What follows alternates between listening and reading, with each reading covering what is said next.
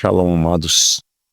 Todo o homem de Deus, a mulher de Deus, ele vai passar por uma fase que o apóstolo Paulo chama ela de menino. Em 1 Coríntios 13, ele fala da excelência do amor e quando vai finalizar o assunto, ele fala sobre as profecias e ele diz que quando vier o que é perfeito, o imperfeito será removido. E às vezes nós temos dificuldade de compreender os meninos, compreender as crianças espirituais que já estão operando nos dons.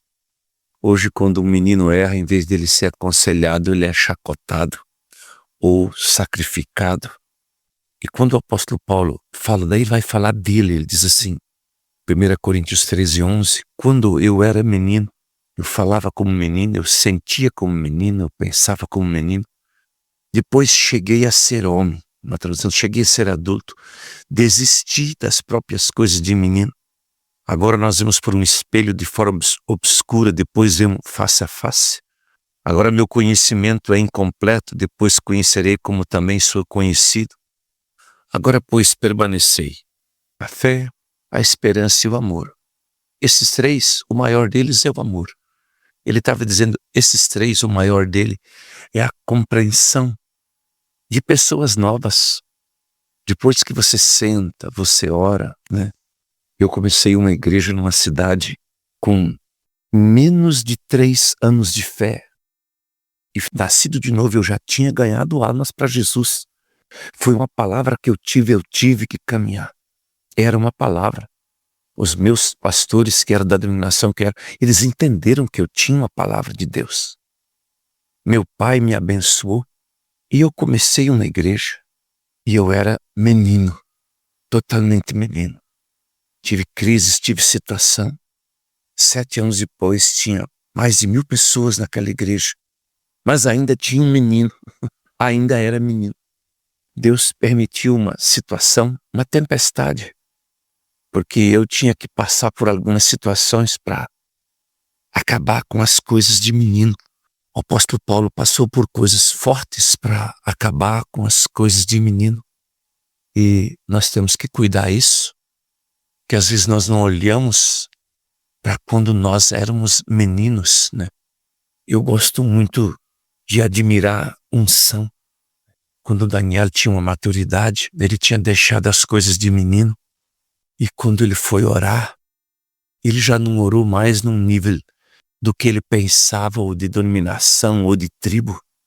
Ele parece que teve um padrão de caráter muito excelente. Mas pessoas nascem na fé com um padrão de caráter machucado, deturpado, e com dons e com chamado. Então, quando Daniel agora estava em maturidade, ele está jejuando, se humilhando, e ele diz, nós pecamos. Daniel 9. Ele não diz aquele que nós pecamos. Nós cometemos iniquidade. Nós procedemos mal. Nós fomos rebeldes. Agora ele age a nível de corpo.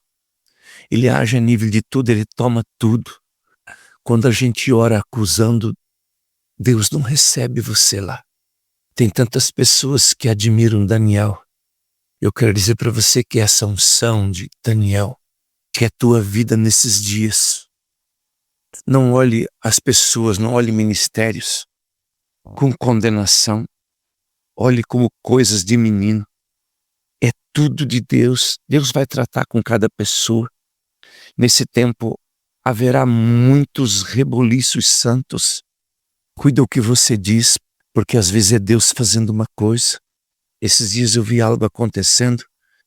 Deus me levou lá em Juízes 14:4. Não sabiam que aquilo provinha do Senhor. Acontecendo uma coisa e eles não entendiam. O pai e a mãe de Sansão não entenderam Sansão. Eles entraram em crise porque estava acontecendo uma coisa. E eles não conseguiam entender porque o sentimento deles e a mentalidade deles tinham um programa. E diz assim, eles não entenderam que aquilo vinha do Senhor.